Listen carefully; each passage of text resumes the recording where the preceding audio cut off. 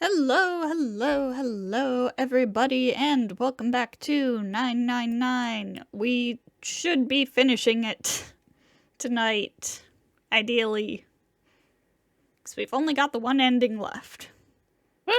Well, technically there's two, but... Well, the unfortunate thing is that we probably have to go through the entire game to do it properly again. Well, most likely. But well. that works out because we do actually have to do certain things in certain rooms to actually unlock the ending. Hold on, I'm going to pull up our trusty guide. And at least And this I will time pull up we that- won't spend 40 minutes trying to figure out what we're doing. Don't say that yet.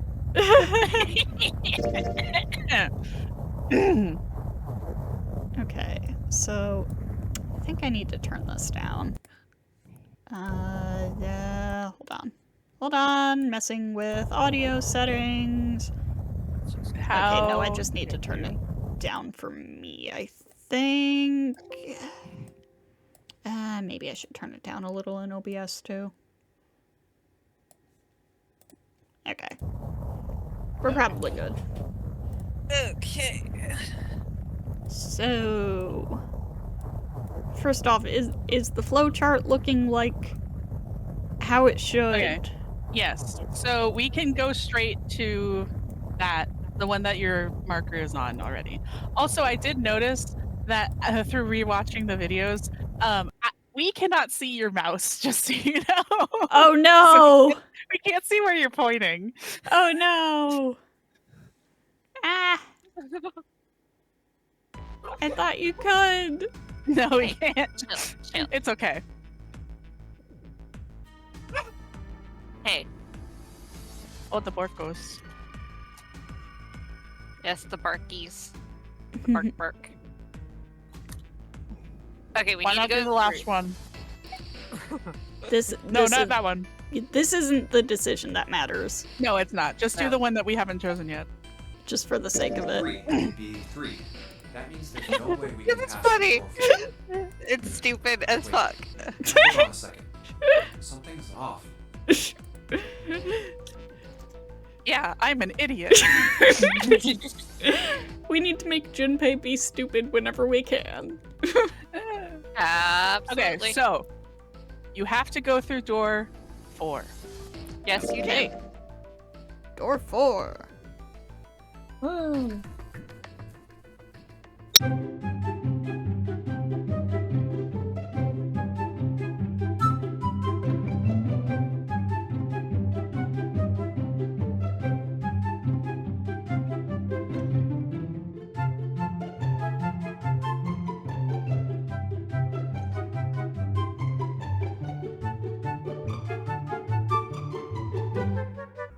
Okay, so we have a dialogue choice that we didn't pick before, and it doesn't matter apparently, so hey, come on, it's not like that. Junpei being a little bit tsundere. Hey, come on.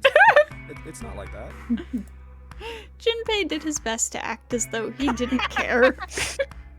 His best wasn't very good. No. His best is never guess very you good, haven't is changed it? at all, Jumpy. She giggled. By the way, Jumpy,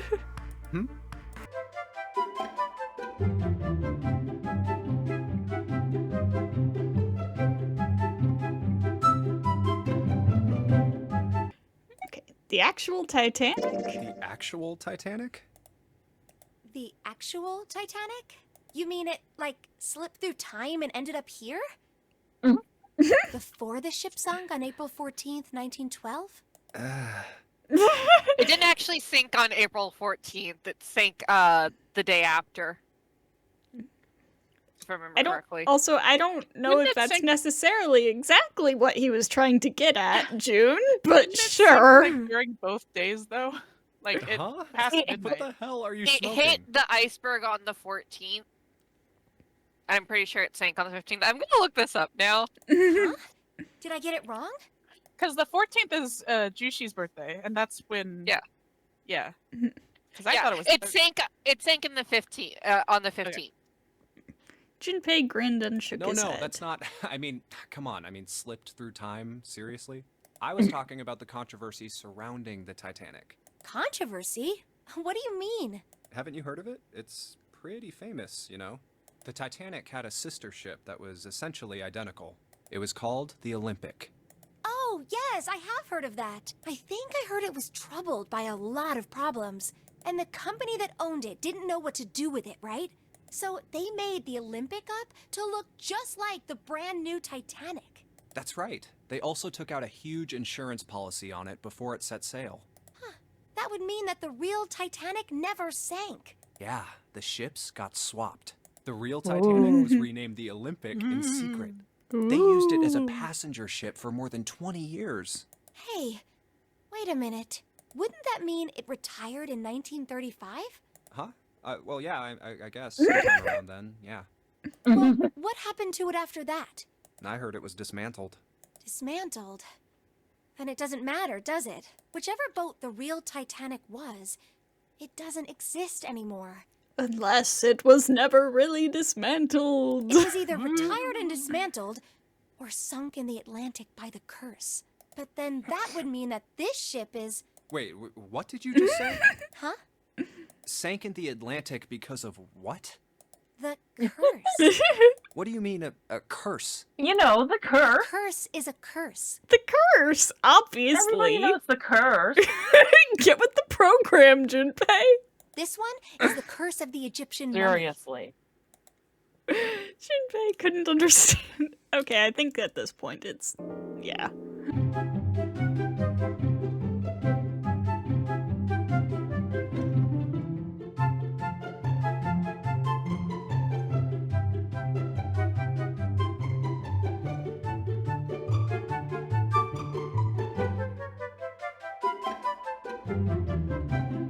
We did.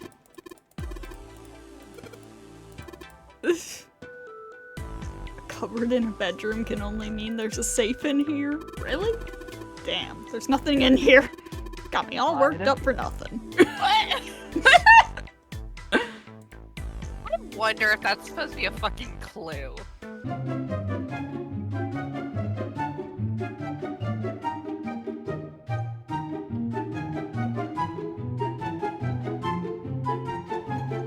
Listen to this. I think this is the discussion. Yes, you need the bookmark. Okay, so you need to take it. You cannot choose the other option. Okay, so that is what we did previously, so... You're like, gambling? You mean like gambling? You mean like gambling? Yeah, of course. What else would I mean? Well, I know from last time that you play the stock market. Mr. Stonks. In Baccarat, the best possible hand totals 9. They call it Legrand. Hey! That's Another information we clue. could have used before. The lowest, most Yeah. worthless cards, zeros. They call monkey.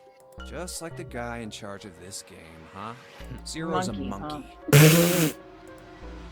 Santa blinked, utterly stunned. What? Then he began to almost- laugh. I almost spat my drink out.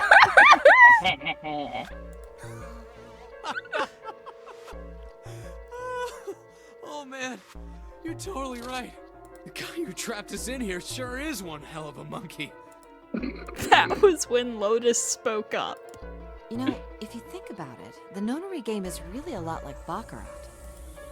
Apparently, she'd been listening. And of course, it doesn't use any of that stupid digital root junk. You just drop the tens digit, and that's it. Still, it does have the same idea of your final number needing to be a single digit. Oh, yeah, I guess you got a point. And in both games, Easy whoever has there. 9 wins. What are you The doing? person who makes 9 Stinker. wins? Wait, did you forget already? Don't you remember what Zero said? It is hidden, but an exit can be found. Seek a way out. Seek a door that carries a 9. So, if we want to get off this boat, we have to make a team whose numbers have the digital root of 9. And only the people in that team are going to make it out alive. Of course. That's why it's So called wrong. the nonary game. I noticed something in the note that Zero gave them all. It doesn't. It another grammar thing.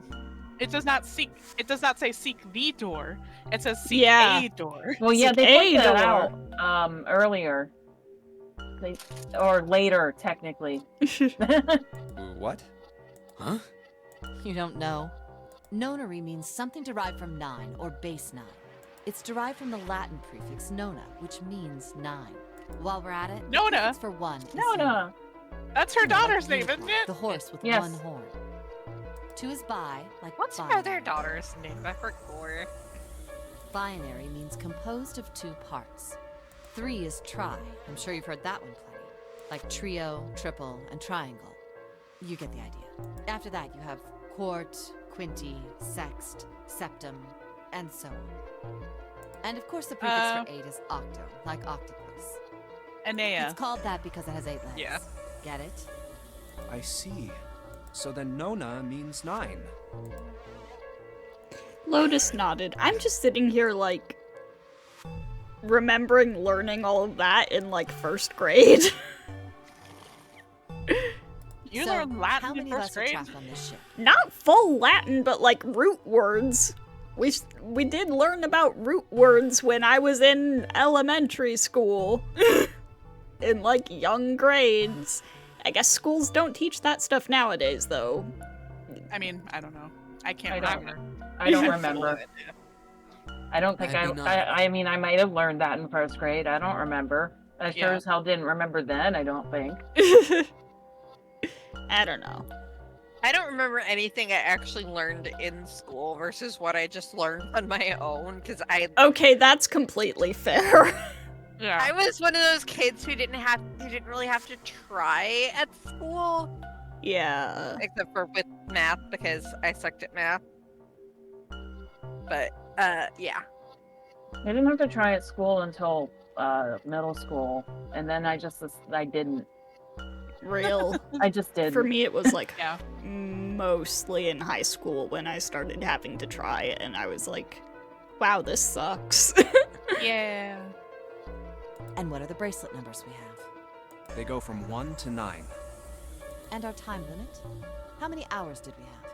Zero said 9 hours. And finally, to get out of this ship, We need to find the door with a 9 that's hidden somewhere in the ship. By making a team with the digital root of 9. Lotus nodded again. and there you have it. The number 9 is everywhere in this game. He's got a real theme of 9s for this whole thing.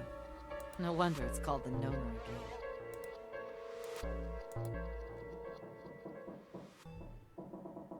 Oh, the ghosting moaning noise. Somewhere far away, You Junpei right? heard the creak of stressed metal.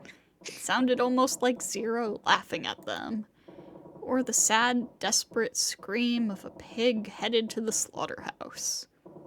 Well, that's a lovely That's image not there, ominous at Junpei. all. You know, somehow I don't think pigs know they're at the slaughterhouse until they've been slaughtered. No, they do know that they're They definitely know. they're there. Hmm. Yeah, I could describe something that I learned about recently, but I think it's too dark. I will talk about it later.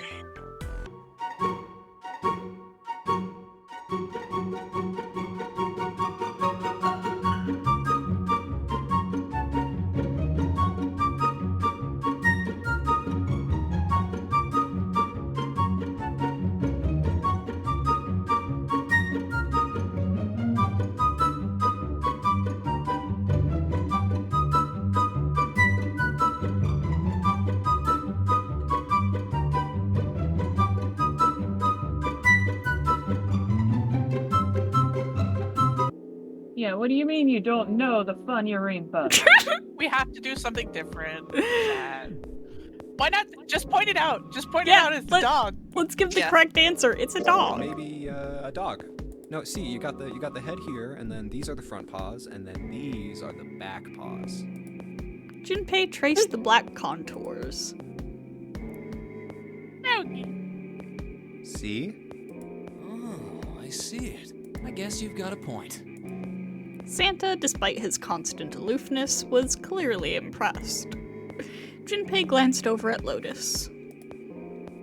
She looked stunned. How did you know? Aha! You're right. I didn't think you would have been able to guess that. For a brief moment, Junpei felt a swell of pride. So, now we know what it's a picture of, but I don't see how that helps us. Lotus nodded and began to A TV speak. show from Great Britain. Blah blah blah. The only contribution, or the only addition to the discussion that made was Lotus going, "Wow, you're not as stupid as I thought you were." Pretty much. And we didn't get to call her rude and blasphemous.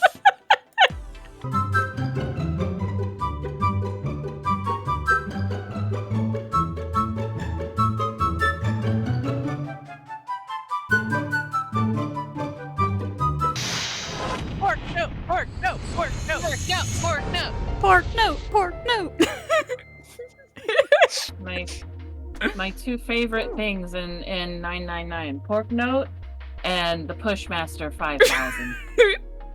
Dude, we need you on the button. You know the button. Okay. I got my hand on the meat button. Thank you. Okay. Are we Arby's now? Yeah. Are we what? Are we Yeah. Arby's now? We got the Not meat. yet. We will be Arby's when we have the meat. I'm not allowed to use it until it is time.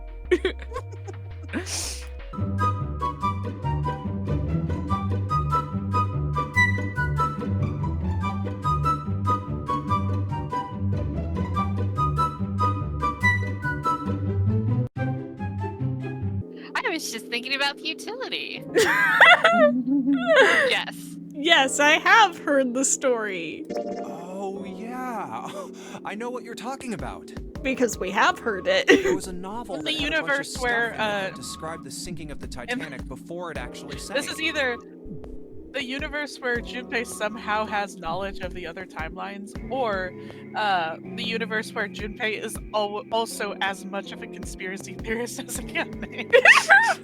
I think both are true. I think like he would in fact be a weirdo who likes conspiracy theories. Yeah, that's the one. The title of the novel is Futility. It was written 14 years before the Titanic sank, but I know. I mean, I didn't know the name of the book, but the story was the same, right? It was just like what happened on the Titanic? yeah, Well, I heard it was all a hoax. a hoax. I heard that the stuff that matched up to the Titanic so well was actually added after it sank. Apparently, the only thing that was the same originally was that a boat ran into an iceberg and sank. But the novel was published in 1898, 14 years before the accident. Like Yeah, I said, unfortunately, that was the publishers first are print assholes. of the book. 14 years later, the author heard about what happened to the Titanic. He figured that was his chance, you know? He just went back and changed some stuff in his novel, so that it matched the Titanic exactly. Surprised by Heck no. Junpei's response, June seemed rather taken aback. She's like, "Do you really think someone would do that, Jumpy? Just change their book and lie?" Really? I'll be right back. The thing is, however, the author of that book died on the Titanic. There's no such thing as premonitions or any of that stuff. For a moment, June looked very unhappy, more so than Junpei thought was normal for such a discussion. But it lasted only a moment. With no apparent reason, she suddenly looked up at him, alarmed. But, that wasn't the only book that predicted the Titanic sinking. It wasn't? Yup. There were two other similar stories written by a man named William Thomas Stead. Both of them before the accident. One in 1886 and one in 1892. Stead wrote two stories that had striking similarities to the Titanic disaster. In one, two ships collided. Many of the passengers died because there weren't enough lifeboats. In the other, a ship collided with an iceberg and sank. I don't know. I mean, I'll give you that it seems a little weird, but I'm pretty sure it wasn't too uncommon for ships to hit icebergs back in the day, or even other ships. Right, I knew you'd say that. Hmm? But what if Stead had some sort of special power? I think, yeah, at this point it's the same.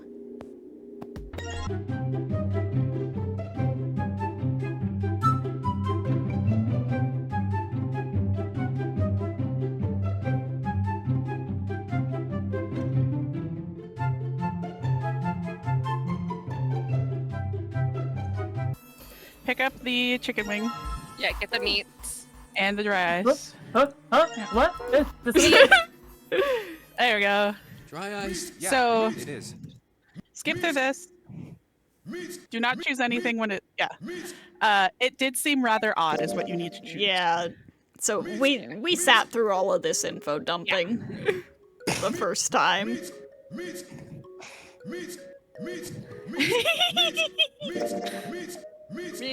Meats. So that one we actually could have chosen the other one, but it's okay. It's fine. Okay, now no, proceed as then, normal. Then if we had chosen the other one, then it wouldn't have unlocked. No, I It mean would the have second locked. choice. There was a second dialogue There choice. was a second dialogue choice. Okay. Yeah.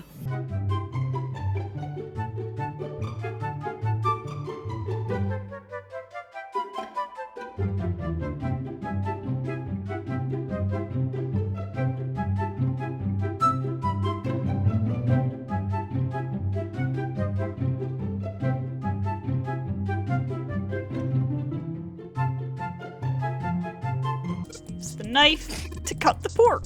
Pork note! Pork we did note! it! Pork note! No, pork, no. We have finished our pork no % run. Thanks, the guys, for coming. Dream over.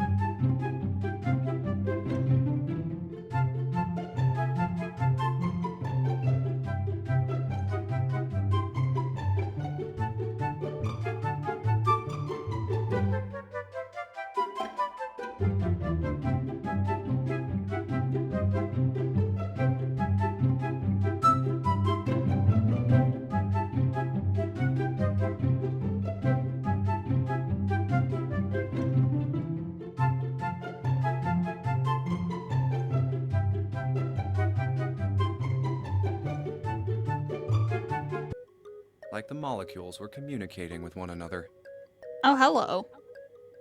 transmitting information in a way humans couldn't perceive. This phenomenon spread throughout the world, right? Junpei looked up at Seven with half a smirk. Jerk. Little Seven stared at him dumbfounded. Yeah, that's it exactly. But how did you know?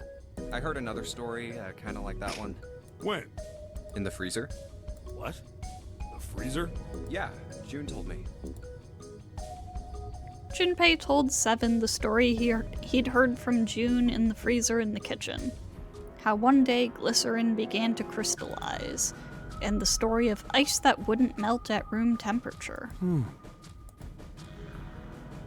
When Junpei was done, Seven looked thoughtful and absent-mindedly rubbed the scar on his chin. Ice that doesn't melt at room temperature, huh? That sounds familiar? Whoops. Yeah, hold on. I feel like I can remember something. It's right there. Seven squinted. His eyes stared off into space as if he were trying desperately to focus on something far away. Do you? Okay, so know about Ice 9. Yes. Do you know about Ice 9? Do you know about Ice 9? Ice 9? Ice 9. Ice 9. Ice, ice, ice. Suddenly, Seven's eyes shot open. That's it. I remember now. That woman, she's on this boat. That woman? Alice! Who's Alice? Come on, the woman who won't melt at room temperature. Huh? It became clear to Seven that Junpei had no idea what he was talking about. He ran his hand across his face and took a deep breath. You know how the Titanic sank on April 15th, 1912, right? Yeah, more than Oh, 1,500 he got the date people right. died. Worst maritime accident in history. What about it? Did you hear about the boat that was sent to collect the dead bodies? I think that was the RMS Carpathia, right? It was a cruise liner, just like the Titanic. No, that was the ship that picked up the survivors. The ship that collected the dead bodies was the CS McKay Bennett. The McKay Bennett showed up on April 17th, 2 days after the accident. It set out from Halifax, a port in Canada, and recovered 306 bodies. The Atlantic that far north was really cold. It would have to be for there to be icebergs and stuff. Anyway, the bodies they pulled out of the water were frozen solid. This isn't a very nice story. So, what happened next? Well, they say the McKay Bennett recovered something more than just dead bodies. There were various bits of stuff floating around in the water. Things the drowned had carried with them, or stuff that dislodged as the ship sank. One of the things they found was a coffin. A coffin? Yeah, a wooden one. The craftsman who made it must have been pretty skilled. It wasn't just a wooden coffin. It was all wood, no nails, no reinforcements, no gaps in the wood anywhere. The thing was airtight. The crew got pretty curious about what might be inside it and opened it up. They had to get a wedge and hammer it open. It was so well made. Inside. Sorry, I just thought about JoJo's Bizarre Adventure. When they get Dio out of the coffin. I mean, like, there is a non-zero chance that that is what inspired this. Everything is a JoJo reference. They found a woman. Or, I guess you should say, they found the dead body of a woman. Her hair was thick and black, and her skin rich brown with no blemishes or signs of decomposition. They say that she looked gorgeous, like a goddess. She was obviously dead, but everyone who looked at her said she just looked like she was sleeping. Her skin was so lifelike, she looked like she might wake up any minute. And she didn't. Like the rest of the bodies they found, she was frozen solid. Eventually, the McKay Bennett finished searching and returned to Halifax. The 306 bodies were unloaded and taken ashore. However, it was warm enough that they began to thaw. They say that the stink was horrible. Ugh, I bet. But there was one body that didn't thaw, and that was... The girl in the coffin. That's right. Everybody thought for sure that she'd melt and start to rot like the rest of them eventually. But weeks passed and nothing happened. And a month passed, and another. And it was summer, and she was still frozen solid. After a while, people started to say she was some sort of miracle. Rumors about her started to spread. People came to visit Halifax from all over. After a while, people started to call her All Ice. Alice. Of course, those rumors didn't last long. Why? Well, she up and disappeared. One day Alice was there, the next day she wasn't. They say someone snuck into where they were keeping her and stole the body. With the body gone, the rumors followed pretty quickly. And after Now I a have while, a snack and a remember drink. Yay! Showing all you up. you might I be have able to both. find something about her. Yeah, I also Oh. have both. I have a bottle of water. Okay, let me clarify. A beverage. Yeah, I have Wait, soda. You just said that she was That on counts. this boat. I have Yeah, soda you did. and Alice has got to popcorn, be somewhere on this chocolate, ship. and granola. Now, why the hell would you I say got an something apple and like I got that? chocolate hazelnut spread. Yum. Because I know. And just what is it you know? What happened to Alice after she was stolen? Junpei gulped. All right. Tell me, what happened to Alice? Seven nodded slowly and took on the look of a man recalling something long buried. Well, around that time, the word was that there was a special black market in New York. All millionaires from all over the world. I've heard that Alice went up for auction there. The person who won the auction was Lord Dashiell Gordain. You've heard that name before, right? Lord Yep, you mentioned him earlier. Oh, isn't he the guy who bought the Gigantic? The Titanic's sister ship? Yeah, that's him. Although I guess he hadn't done that yet. What do you mean? Gordain bought Alice in 1912. And 4 years later, in 1916, he bought the Gigantic. And he hid Alice somewhere on the Gigantic. But nobody knows where. He died in 1931. And apparently he died without ever telling anyone where Alice was hidden. However, what? However. well, he did have one However. close friend who asked him, "Where is Alice?" And he said, "Alice sleeps in a small chamber past the Forest of Knowledge beneath the navel of the Gigantic." What the hell is that? Is it a riddle? Your guess is as good as mine. Seven threw his hands up in defeat. So that's it. Whatever you think, I believe it. She's hidden somewhere on the Gigantic. In other words, she's hidden somewhere on this ship. Before Junpei could dispute Seven's rather bizarre claim, as Junpei was trying to figure out what on earth he was going to say next, Clover's shrill voice pierced the room, and I think... No? Hey, what are you two doing over there? Stop wasting time and get over here. Okay, we're coming. Jeez. Seven looked at Junpei. Yeah, so anyway, that's the story. It might be useful someday. Don't forget it. So With that cryptic remark, he turned and left the room. It's a Alice. surprise tool that will help us later. Exactly. Junpei was left behind to ponder what he'd just heard. He tried to remember what June had told him earlier. That mummy wasn't just a normal mummy. They say that she was frozen. The story says that from the time of its discovery all the way through to when it got put on the Titanic, even though it was carried through the desert, her body never melted. Then was that Egyptian priestess Alice? Did the water in her body become Ice 9? No, that's nuts. There's no way somebody like that could exist.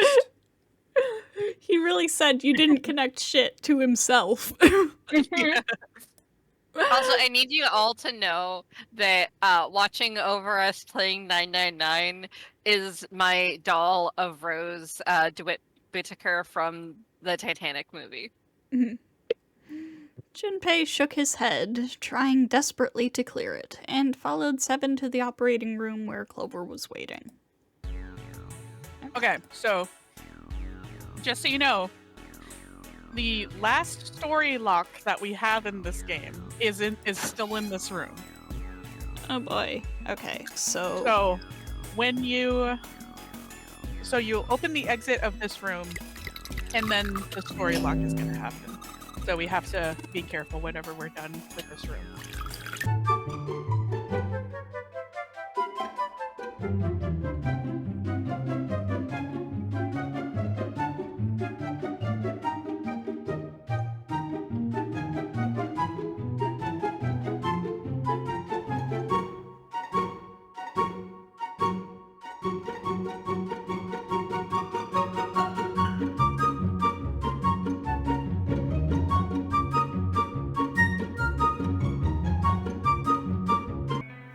Junpei, what do you want to do?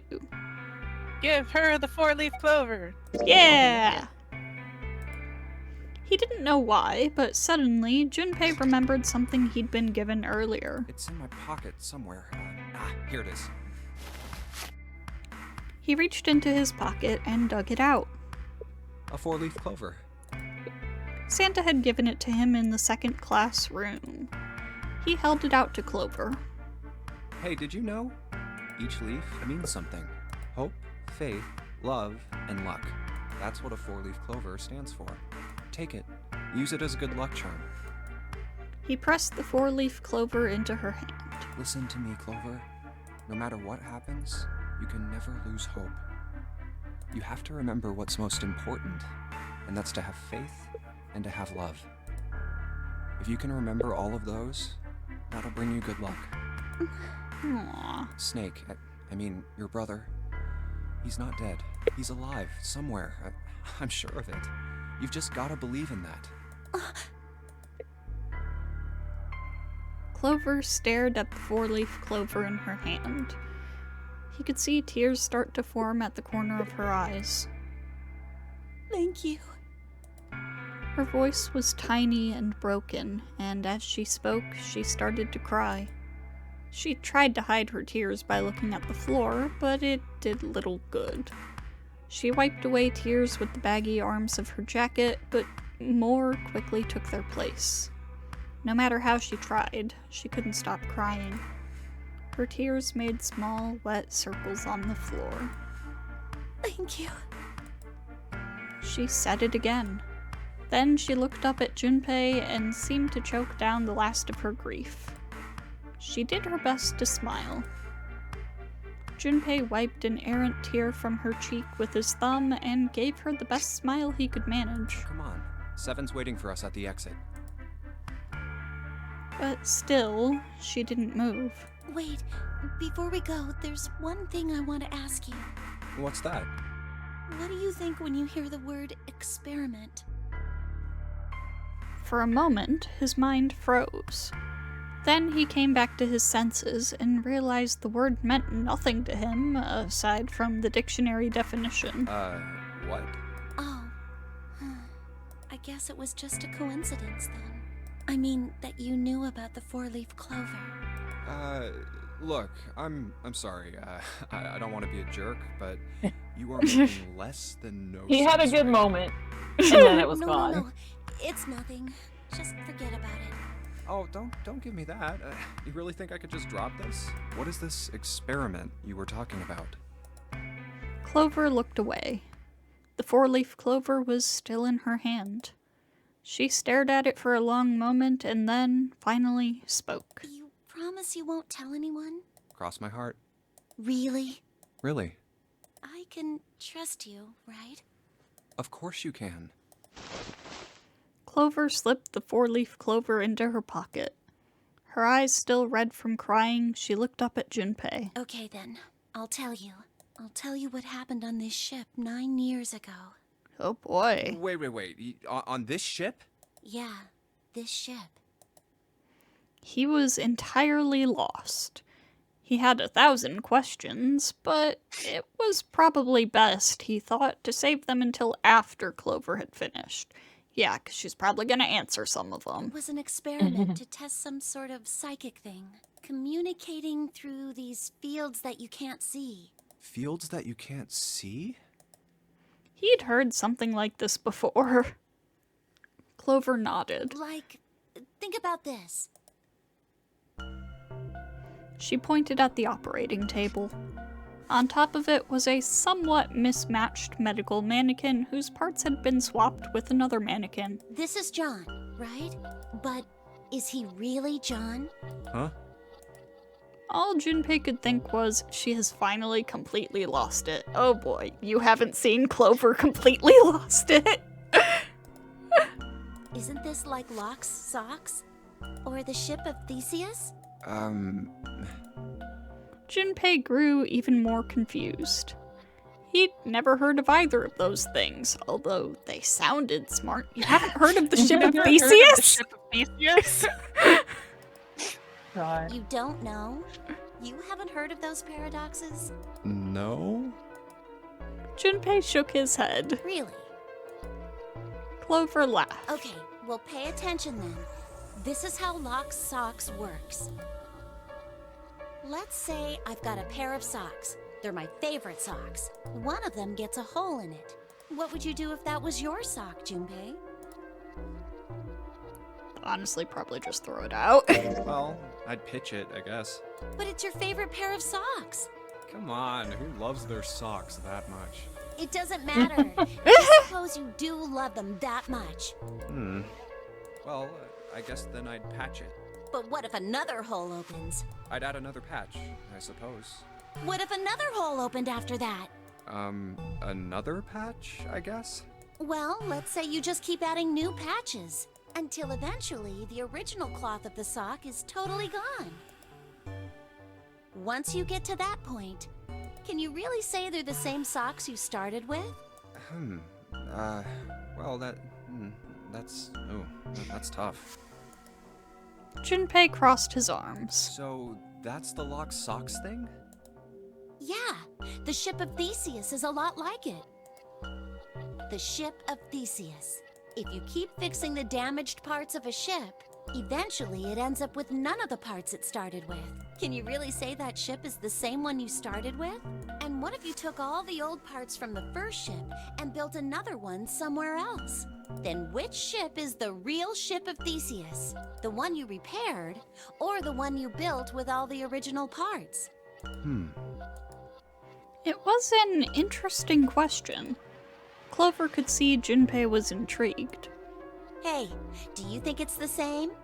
What's the same? These guys. Is this John, or is it Lucy now? Junpei looked at the operating table again. A mannequin full of body parts from a different body. Clover had been right. It was just like Locke's socks and the ship of Theseus. The part of the body that holds a person's identity is the head. Of course, for many hundreds of years, conventional wisdom had held that a man's identity resided in his heart or any number of internal organs. And here they had both. John's head and heart are both his. But apart from those, and a single arm, the rest of his body was once Lucy's. Was that mannequin really John? We're just like these mannequins. She looked at Junpei again. Think about it. The cells in our body change every day. Old ones die and new ones are born. Maybe part of my arm is made of stuff from a fish I ate once. Or maybe part of your right side is made from a cow you ate. If you take it a little further, those cows and fishes are made from something else too, right? That's how we're all connected. Through fields that can't be seen with the naked eye. The silence was broken by Seven. Hey, what the hell is taking you two so long? Seven's head appeared in the doorway. He was not happy. How long are you gonna make me wait? We don't have time to screw around. Sorry. Junpei and Clover looked at each other. Clover looked at Junpei as if to say there was more she wanted to tell him. She shook her head. Whatever she had to tell him, she didn't want to tell him in front of Seven. Seven seemed to catch on. Oh?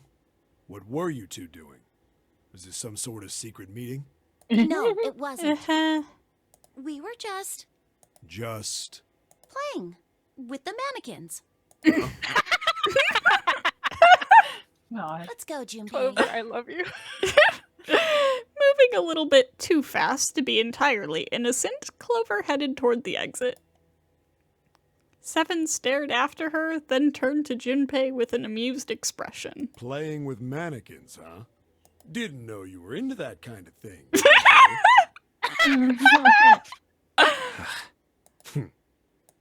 You're a dick.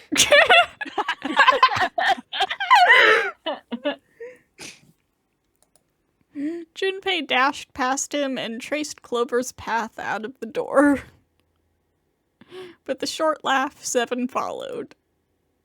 They stood in front of the door. Junpei took out the Jupiter key. Alright, I'm gonna open it now. Is that cool? You don't need to keep asking, just do it, alright? Fine then. He slid the key into the keyhole and turned it.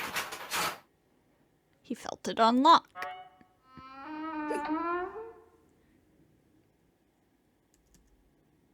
There we go. Woo! Yahoo! Oh, hello. They left the operating room. The The hallway took them around several corners and past several doors, but they were all locked. There too, huh? Every door in this place is locked up tight. How about that one? The final door was hidden in a corner of the hall. May as well give it a try. Junpei grabbed the handle. As he made to push it open, a voice stopped him. The voice came from behind him and belonged to neither Seven nor Clover. Okay, why did it... I think that, like, little exchange was different. Okay, well, this is It's going the to be same going... thing, like, with that one part where Seven laughed where he hadn't laughed before. God. You know? The key? Ain't that what I just said? I'm talking about the Jupiter key. We found it in the operating room. Right, Junpei? Yeah. Junpei nodded. Oh, the solar system keys. Actually, we found one in the laboratory too. Here, the Earth key. The Earth key.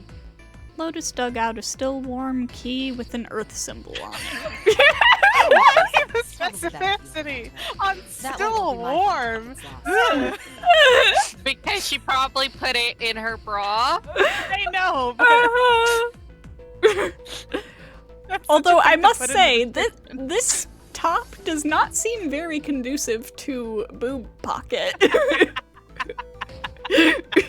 unless you wedge it in between. I'm sure that would hold it pretty good. Yeah. On it. And with that, she pressed it into Junpei's hand. He felt slightly less than honored. Now we have 3 keys that we haven't used yet. Yeah. I The think Jupiter that's key it. that we found in the operating room. Nope. The Saturn key card we found I'm like in the kitchen. mashing the control button. Oh my god. And the Earth key Lotus just gave me. Junpei tucked the new keys into his pocket. June spoke up. The Jupiter key is supposed to be for the door at the end of... Okay, there we go.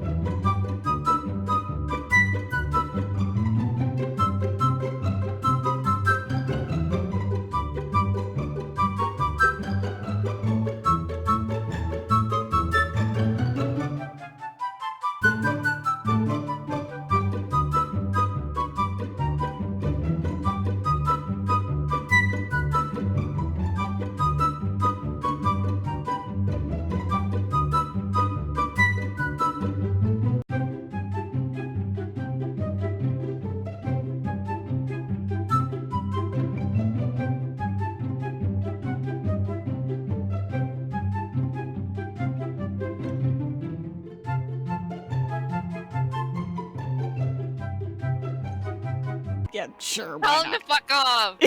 yeah, there is. There is a Yeah, problem. There is. Ace's eyebrows went up. You checked on us. Now get out of here. We split this stuff up for a reason, all right? Jesus. That's a lie. We didn't have to split up the work. I just want to talk to Clover alone. That's why I sent Ace to the wheelhouse. There's something I want to ask her, and I don't want anyone to overhear us. I'm pretty sure Clover won't talk if there's anyone else around. That's why when Ace showed up again, I got a little desperate. I had to make him leave. Get out of here. Ace opened his mouth, then took another look at Junpei and shut it again. A small smirk appeared on his face. Oh, I see. Of course. Why does everything... All the men get the wrong idea. He looked Junpei over, then glanced at I Clover. apologize for the intrusion. Well, Good lord. best of luck. God. Get out of here. Get the fuck out, or Be gone. Be gone with ye. Junpei So, let out a sigh. So when we went through this the previous time, after he had left, Junpei got a headache and wasn't able to remember, had to pause for a second and did not have this conversation. Junpei Clover, let he's out got a that. sigh and brushed a few drops of sweat from his forehead. He turned and found himself looking straight into Clover's eyes. Clover jump scare. She heard what he said. She regarded Junpei with caution. What was that about? She was clearly suspicious, and with good reason. Why are you looking at me like that? Junpei's eyes widened, and he held up his hands in a gesture of innocence. Oh, no, it's not like that. What's it like then? I just wanted to hear the rest of that story. I didn't get a chance to ask you about it until now. What story? About the experiment, remember? The one you started to tell me in the operating room? You said something about an experiment that happened here 9 years ago. Clover bit her lip. She stared down at the floor for several long moments, and when she spoke, it was barely audible. I'm sorry, but I don't want to talk about that right now. I'm just not in the mood, okay? You understand, right? I keep thinking about my brother. I can't stop. I mean, who would do something like that to my brother? I can't forgive them. I'm not gonna let them get away with it. They're gonna pay for it. I promise. So... Her shoulders were shaking. Drops of blood had sprung up on her lips where she was biting them. She Ow. wiped it off and looked up at Junpei, her eyes fierce and angry. Junpei, who do you think did it? Her voice was cold and scarcely above a whisper. Junpei gulped. Well, if what Seven said was right, then there would have to be at least 2 of them. You need at least 3 people to open the numbered doors, and if you subtract Snake, that means there were at least 2 other people. You're right. So, what does that mean? Unless... Well, if we just look at the bracelet numbers, we should be able to figure it out. Who could have opened door 3 with Snake? Well, really, who and who, or who and who? You mean it could have been 4 people? Well, technically, it's possible. I don't know. That doesn't seem very likely. Why? I'll tell you later. Why don't we just assume it was only 2 other people for now? Okay, got it. Let's do that then. Makes it simpler. Then who do you think it could be? Junpei crossed his arms and thought. Snake's bracelet number was 2. Which 2 bracelet numbers added to 2 would give a digital root of 3?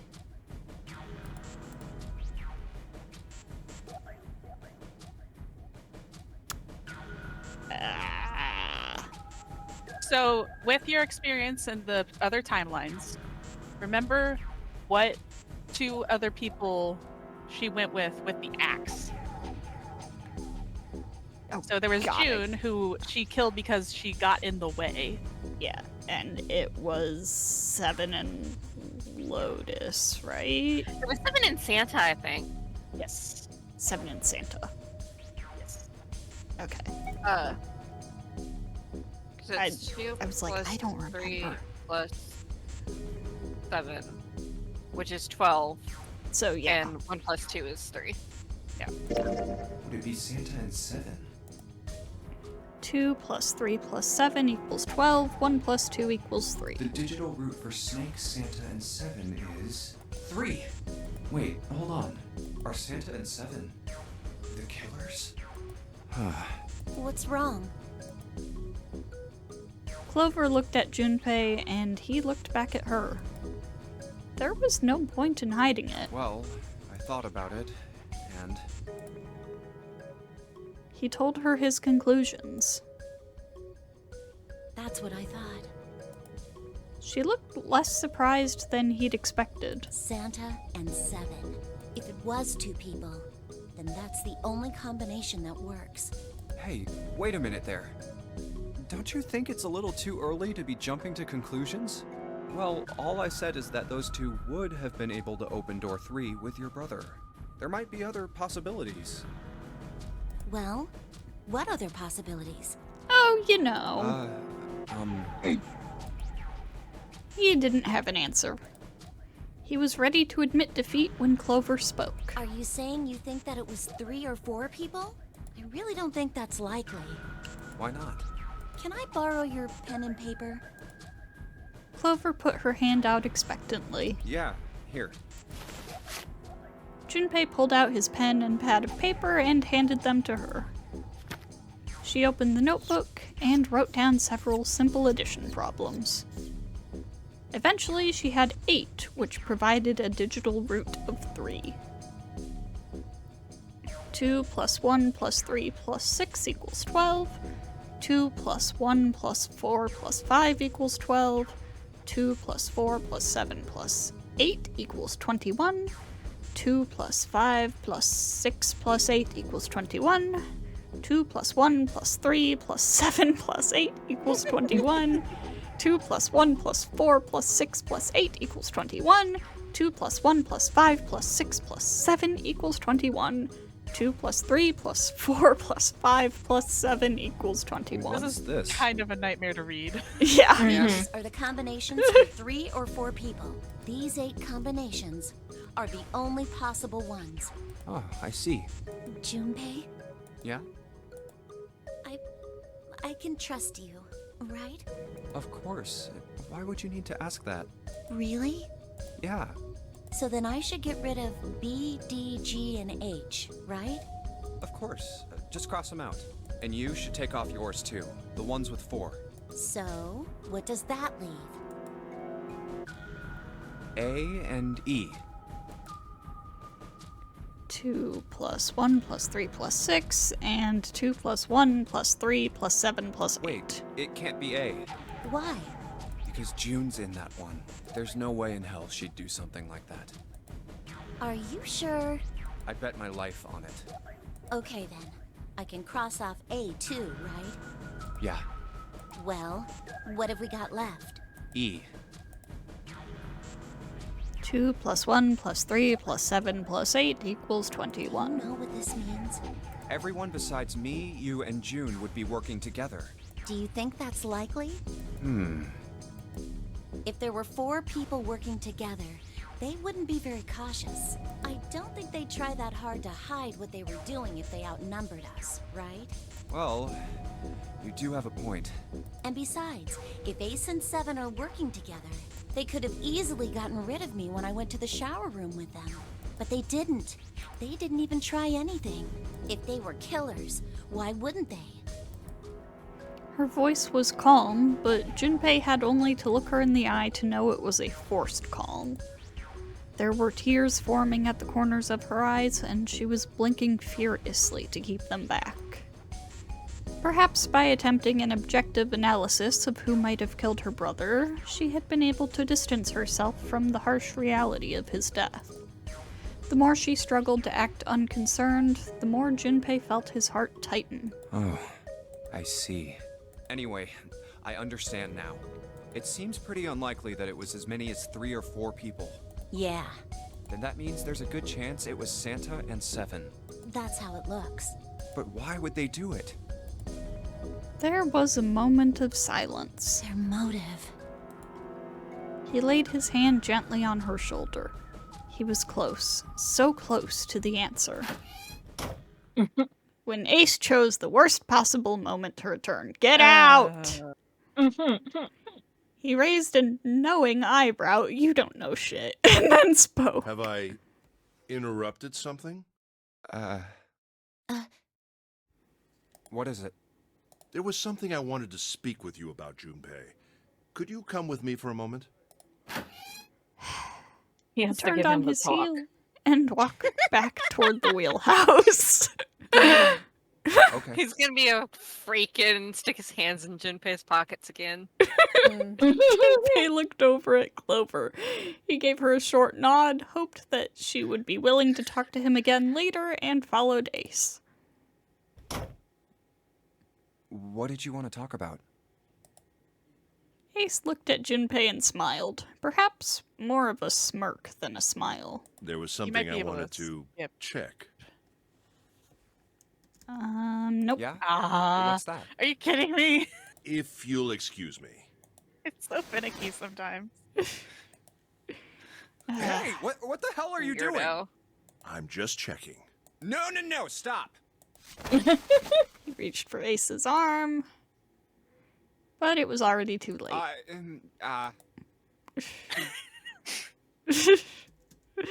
Just Idiot as I didn't thought. eat the paper. What exactly are these pieces of paper hiding in your pocket? You switched them, didn't you, when we voted? Well, I managed to get through the numbered door I wanted, despite your... Then, why did you... Oh, simple curiosity. I hope you won't think ill of me for it. I think extremely ill of you. Yeah. Mr. Shot Snake to death.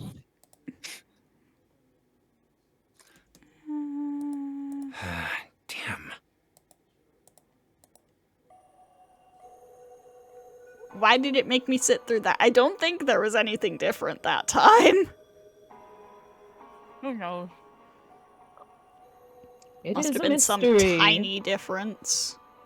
Maybe it's just because it led into the thingy with the because we had to do the conversation with Clover to get there. No, but like that was all considered normally scene. that wouldn't really matter. It lets you skip certain parts of the text instead. Like when it stopped us when Lotus was giving us her key. After that was done, it let us skip, so. It only makes you sit through the brand new stuff. Yeah.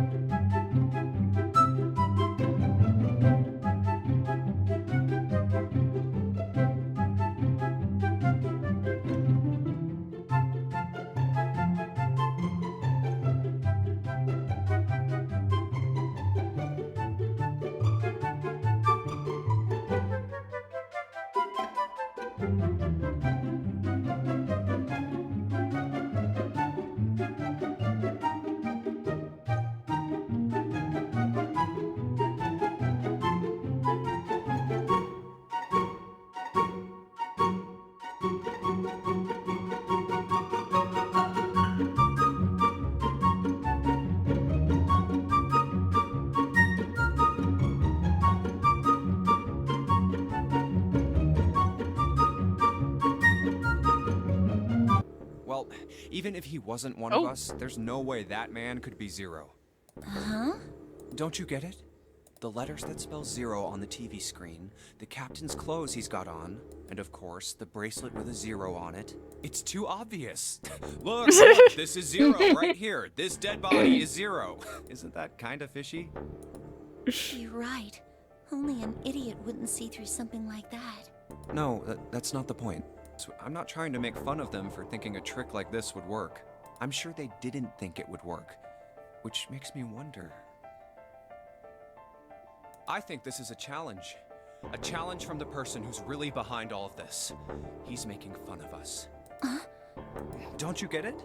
If whoever killed this guy really wanted us to think this corpse was Zero, they'd never have put a bracelet on him. Walking around with a 0 bracelet would be like hanging a sign around your neck that said, "I did it!" Anyone with a brain would be able to see that this guy is supposed to look like everything Zero is supposed to be. Just like we did. The killer must have known we wouldn't think he was Zero and put the bracelet on him anyway. Do you know why? Why? Like I said, he's mocking us. Too bad, suckers. This isn't Zero. Where's the real me then? See, you can't catch me. I love his 0 impression. It's the same bad joke Yeah. a lot of criminals like to play. They'll just sit back and watch people run in circles. That's really twisted. But it almost seems kind of childish. Yeah, you're right. It's really childish. It's like it's just a game to whoever this person is. That's what seems funny to me. Well, Junpei, it is a game. Junpei bent down next to the corpse. Alright, let's get back to the point. Who killed this man? I don't know. And what's this guy's deal? Who is he? How would I know that? If I knew anything, I would have told you. You have no idea who he is. Why would I? Junpei sat back on his haunches and thought. We should check and see if he's got anything on him that might tell us who he is. Give me a hand here, Clover. Huh? We gotta flip him over. How else are we gonna search his pockets? Clover didn't move. Okay, fine. Guess I'll do it. Junpei had no choice but to move the body on his own. Here we go. He grabbed hold of an area not completely covered in blood and shoved. It took a moment, but eventually Junpei felt the man's bulk begin to shift. But just as it did, Huh? something fell from the man's left wrist. Hey, it's the bracelet with 0 on the face. Lastly, let's discuss how to remove the bracelets. There are only 2 ways to do so. 1. You escape from this ship. 2. Your heart rate reaches 0. In other words, once the bracelet is taken outside the confines of the ship, or the checks that the wearer's heartbeat has fallen to 0, it will shut down automatically. Oh god. Junpei stared at the bracelet. This man. He's dead, isn't he? Junpei! Huh? No, it's just I guess I didn't really think about it until right now. If his bracelet's off, that means he's dead. Well, it's pretty obvious that he's dead. You don't really need to look at his bracelet to figure out that he's dead. Yeah. I guess you're right. It is pretty obvious. Well, he looks a lot better than the other bodies we've seen, though. You know? I mean, if there wasn't all this blood, he'd almost look like he was still alive. I mean, I know it's kind of a messed up thing to say, but he kinda has it better, you know? Dying from a bomb going off inside of you, I mean, that's Junpei, please shut up. Some of Snake's bones went right through his skin. Actually, no, Junpei, don't shut up. Keep going, Junpei. Keep going, keep going. I think the explosion must have thrown him against a wall or something. There was a broken bone just sticking out of his left arm. And, Suddenly, Junpei realized what he was saying. How could he have been so cruel? He clapped his hands over his mouth. But it was already too late. He turned to look at Clover. She was glaring at him furiously. What did you just say? Her words sounded cold.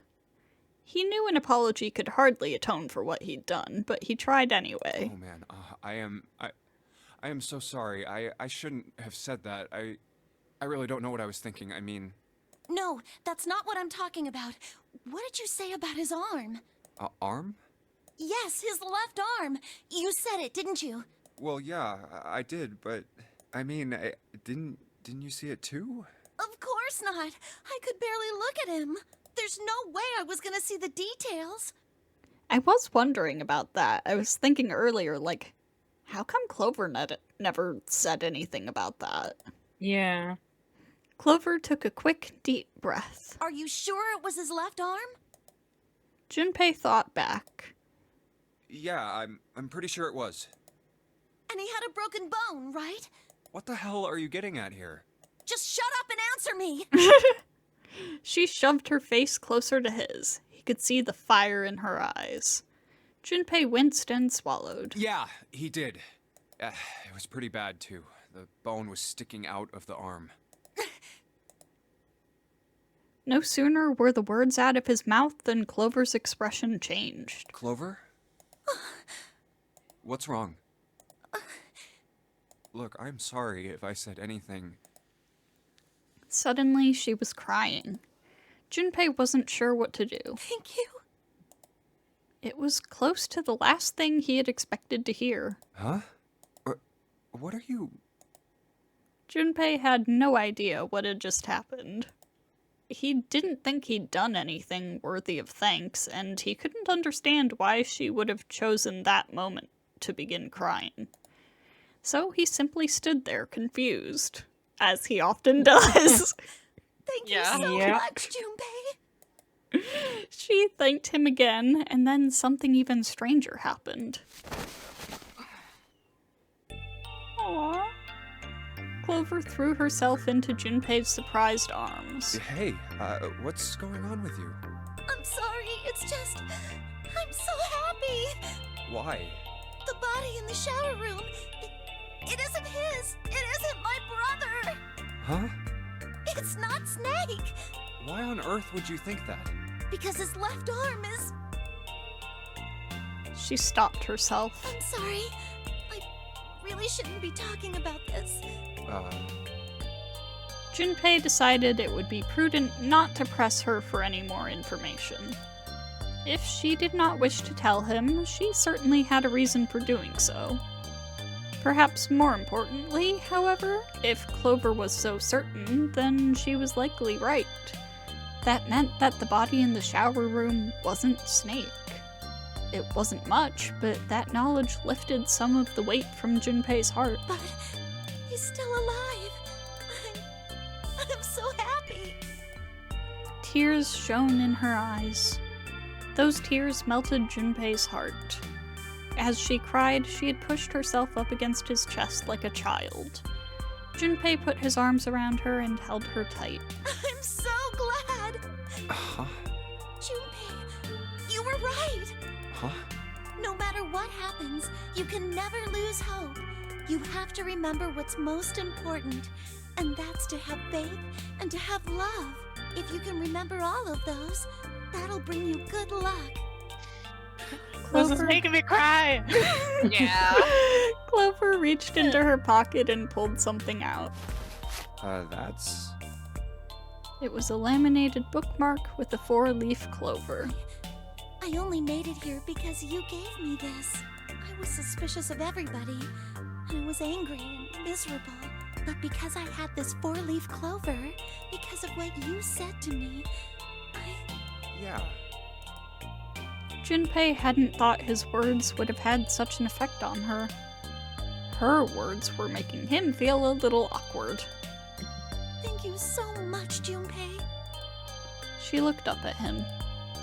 He scratched his nose and pretended to notice something interesting somewhere else in the room. Oh, if you really want to thank somebody, you should be thanking Santa. Santa? Why? Well, he was the one who gave me that thing. And the words for each leaf, I got that from him too. Oh. Then suddenly, Shove. Clover broke away from Junpei. Huh? He looked confused. He hadn't thought she'd react that poorly. Clover began to pace across the room.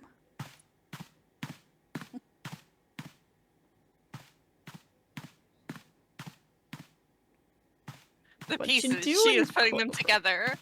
together. 6 steps She's to connecting the left. the dots. She's connecting them!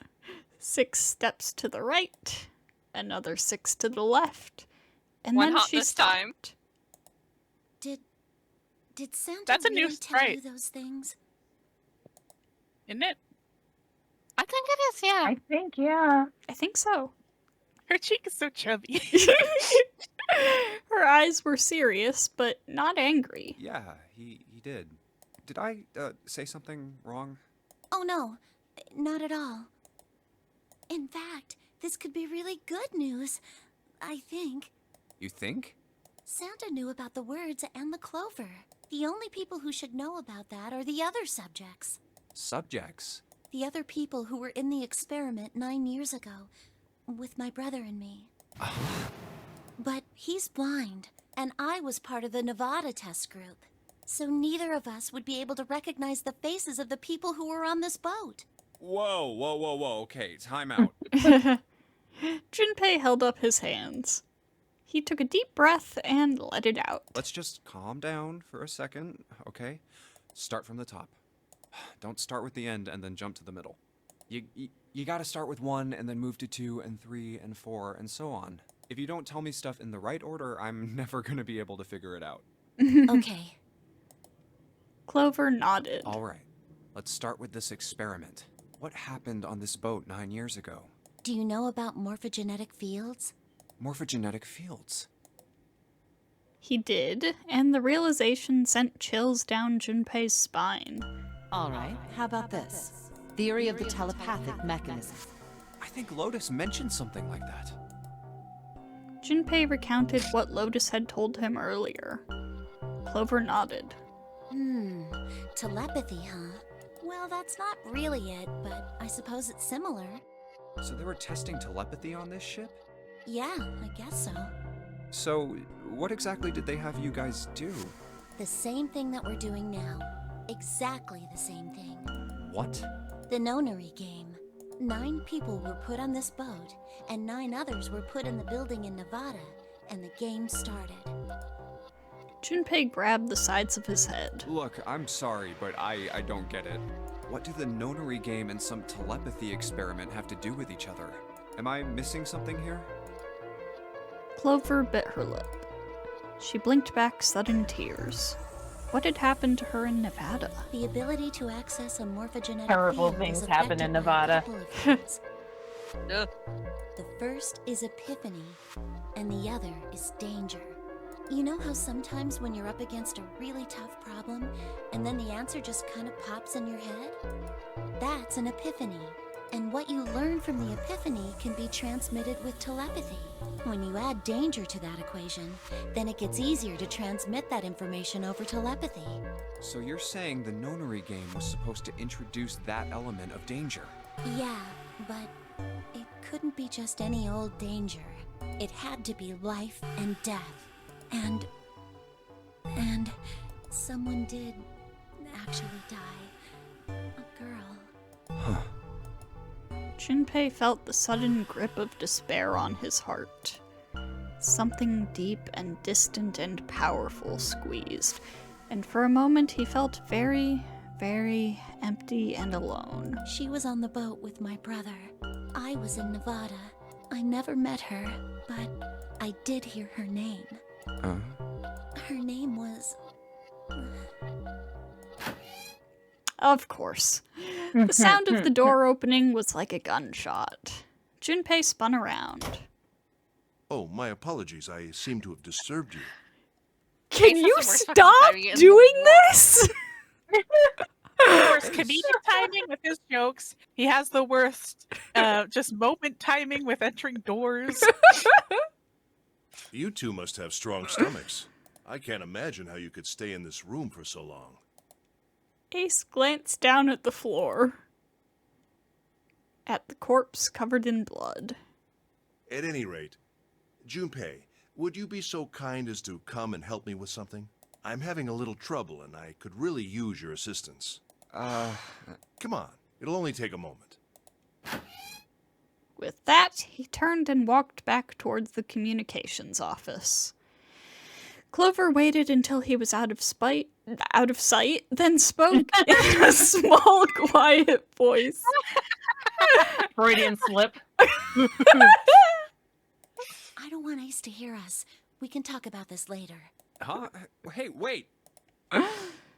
Clover ignored him. From outside, Junpei could hear Ace calling. Junpei? What are you doing in there? Hurry up! Grumbling to himself, Junpei stomped off toward the communications office.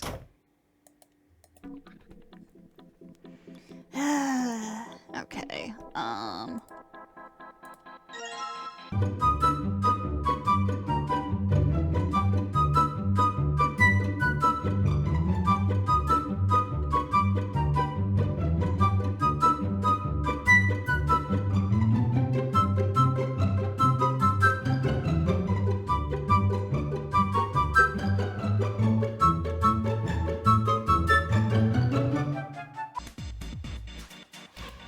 red file, yep. All ice. Alice. Oh, just immediately. Well, I guess that makes sense. Does this mean... Junpei couldn't hold back. He had to know what was in that file. Hieroglyphics. Okay, now literally the only difference is him. So it would seem. Oh, Bottom deck, library. he's connecting the dots. Oh. Yes. Junpei remembered something he'd heard from Seven when they'd been in the chemical closet.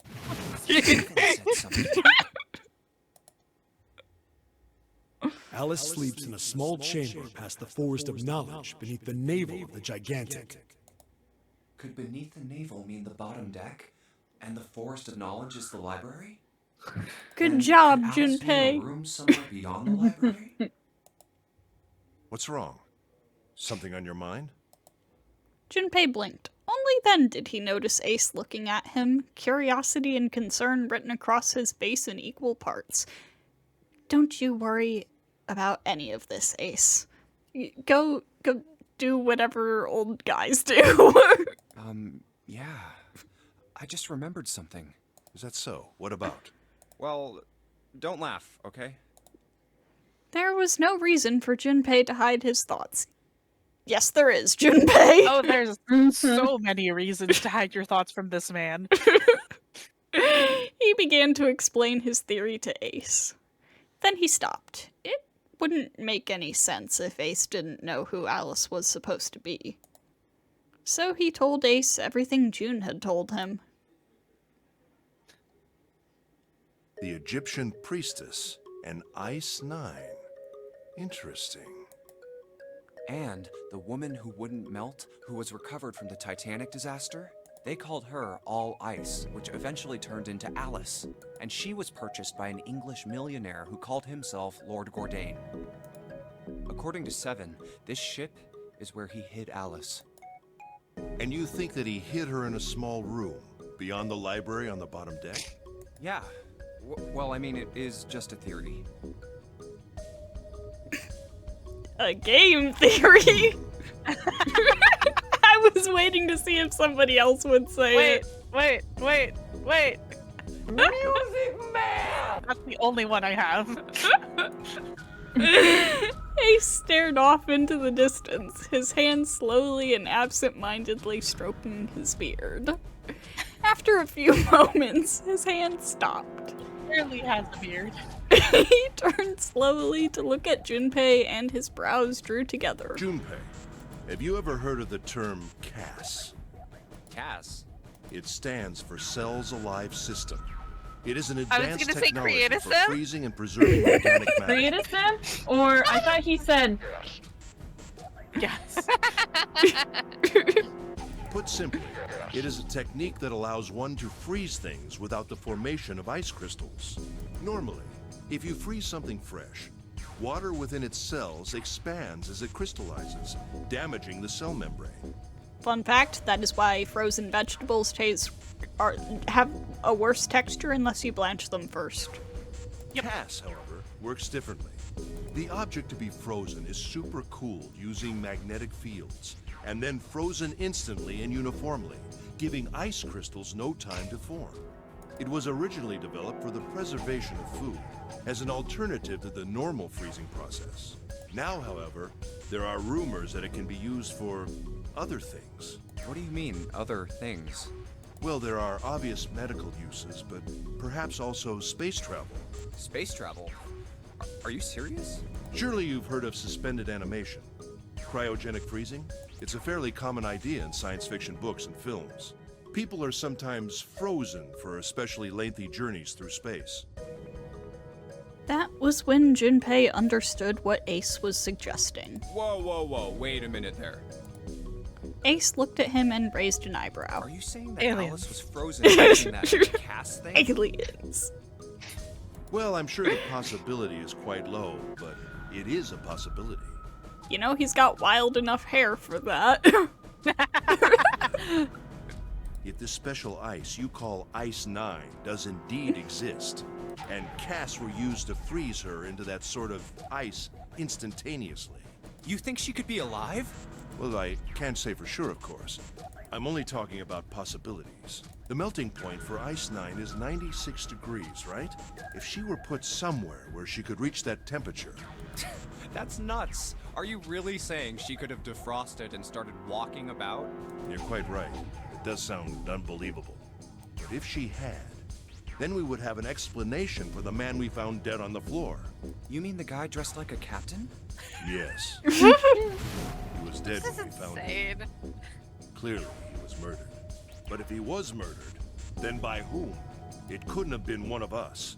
That would be impossible. In order to enter the captain's quarters, one must first open door 1. That door that requires the Earth key prevented us from accessing door 1. Who was it that opened that door? Santa and Lotus. Right. Clearly, the two of them could not have opened door 1, or any other door for that matter. Who else then could have done so? Junpei thought for a second. Nobody. After Santa and Lotus used the Earth key, they turned back and met up with me and June. Then we returned to the large hospital room and found Ace, Seven, and Clover. While we'd gone into the shower room, Ace, Seven, and Clover had stayed behind. But it's impossible for those 3 to open door 1. But what about when June and I took the elevator to door 2? No, still won't work. We were only gone 5 minutes. No human being could have run to the captain's quarters, killed that guy in there, and run back that fast. It would be impossible for any of us to be the murderer. That being the case, who could have killed him? Wouldn't it make sense if his killer was someone who had been in the ship for some time? A person like that would know the ship well. They would know the locations of all the hidden passages and secret doors.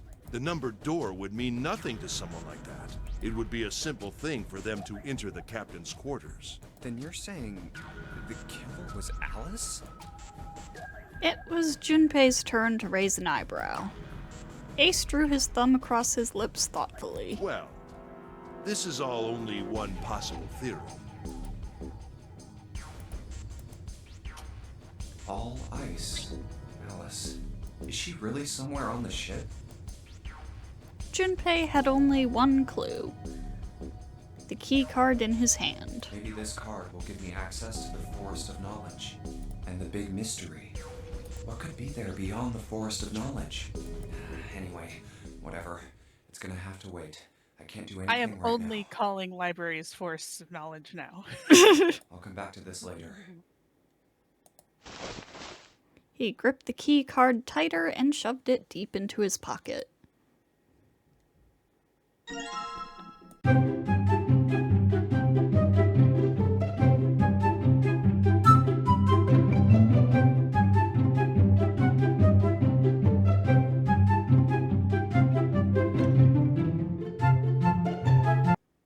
A note. A note? Yeah, I found it in the pocket of the guy with the captain's clothes. It said something about the darkness of the sinister hand or something. What the hell? Let me see it. No, not right. But Junpei wasn't going to get to see it.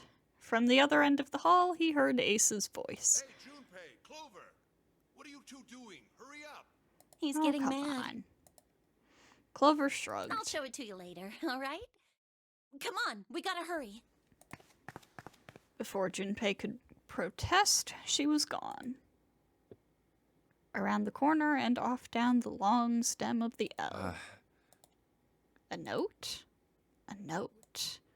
Junpei was curious, but there was something else that bothered him. From the look of that pocket, it doesn't particularly look like just a note. Jeez, what are you thinking? For crying out loud. Junpei did his best to convince himself that it would make sense later and ran off after Clover.